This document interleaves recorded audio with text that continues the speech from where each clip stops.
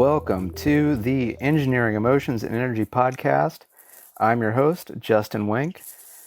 So, first, want to start the show off with a big, heartfelt thank you to all the people that listened to the last episode where I was talked about my, that's sort of what I've been going through kind of the past year with my depression and getting divorced.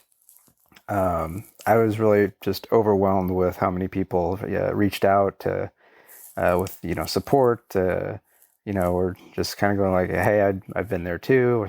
Thanks for sharing.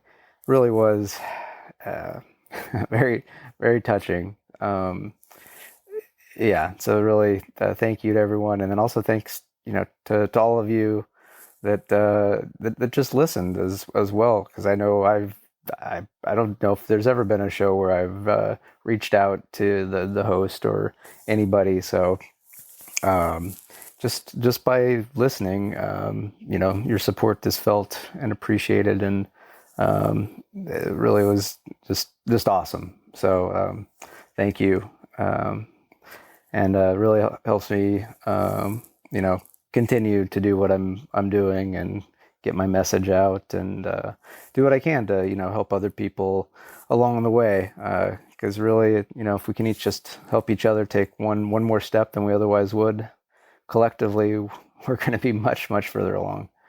So on today's show, I want to talk about playing the games of life, not the game of life, not where you're that old board game. But this was inspired by a board game, and I'll talk about that soon. And I'm going to tie in how last episode and what I've been going through, one of the ways I'm seeing this and seeing these different things is these are just different games in life that we play. So to start off, and this is all going to tie together and make a lot of sense, so I encourage you to keep listening because you'll get a lot out of it. And it'll all make sense in the end, I promise. So just hang out. So I am staying with my friend, good friend from high school. He was actually my best man at my wedding when I got married, just a little over 2 years ago. So staying with him, his wife, and his son, who's about 10. And they like to play games, like board games. So we played like Extreme Uno one night. We played Kids Against Humanity, which I guess is the child-friendly version of Cards Against Humanity. And the other night we played Yahtzee, because I think we've gone through most of the games. And I'll be honest, I've played Yahtzee, but I was probably the kid's age last time I played, so it's probably over 25 years ago. And when I got playing, I realized why it's been so long. So if you're not familiar with Yahtzee, congratulations. It's not a great game, but there were some learning lessons. So let me describe a little bit of the game of Yahtzee. So it's a game played with dice, five dice, mooses, mises, gooses, geeses, 5 die, and you roll them and see what you get, and then it's a little bit like poker where you're trying to get various hands, right? So one of the things that you can get to score well on in Yahtzee is the full house, which in poker is 3 of one kind, 2 of another kind.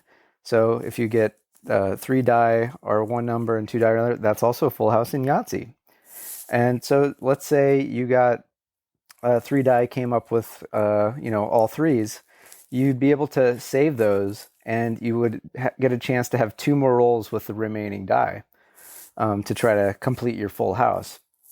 So there's a lot of luck involved, but there's also some skill. The skill is deciding which sub-game you want to play in Yahtzee.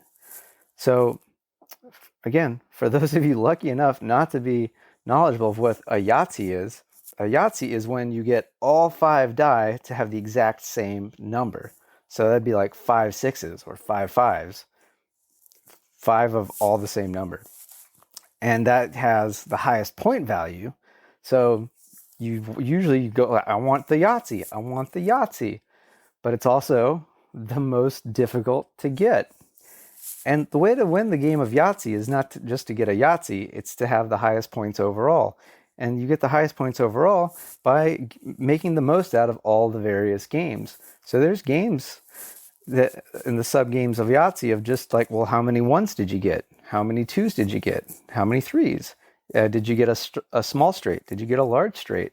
So there's all these various games. And at one point, the my friend's son was getting like really hung up on, I believe he was trying to get like a full house, and he wanted to do it with fours, and he just didn't get fours. And so he just got fixated on how fours weren't coming up. He's like, I don't like this game. I don't like this game. Now, how many people do you know, or maybe perhaps you're one of these people that at least at some point in your life have said like, life just sucks. I just don't like it. Now, is it really the game of life that we don't like, or are we focusing too much on the wrong subgame in life?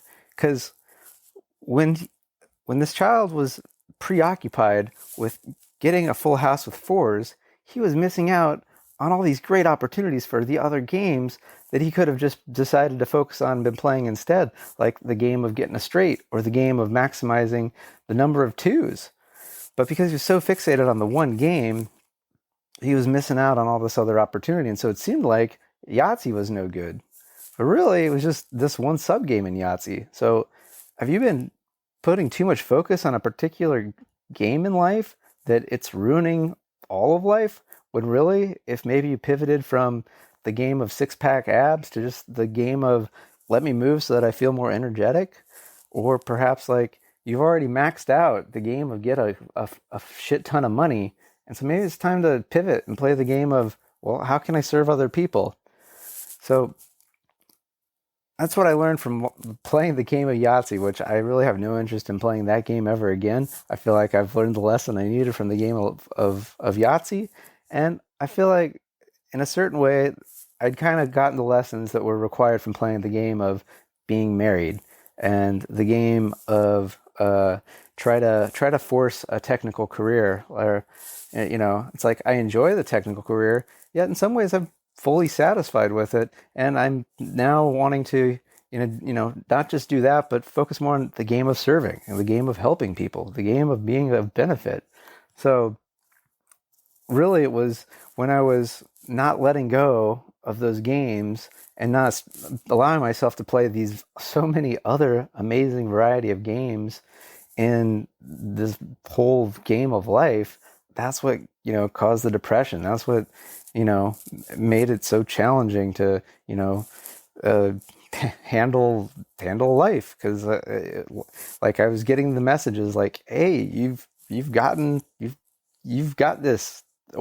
Go do something else. Try one of the other games. There's so many games. You don't have an infinite amount of time here, but we do get a pretty good amount of time.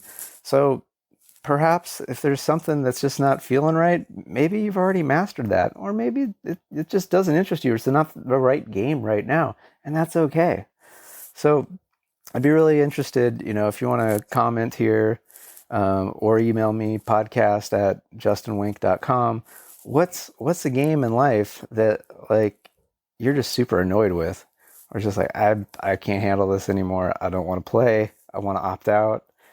On the other hand, what is a game in life that just lights you up, where you're just like, oh, I want to play this more. I want to play the game of scuba diving.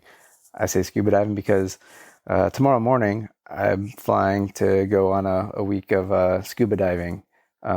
So I just got certified in February. I got my underwater certification in scuba, and now I'm actually going to get to go someplace tropical and scuba dive. So the next podcast recording will be done from Roatan, Honduras. Huzzah! So look forward to that.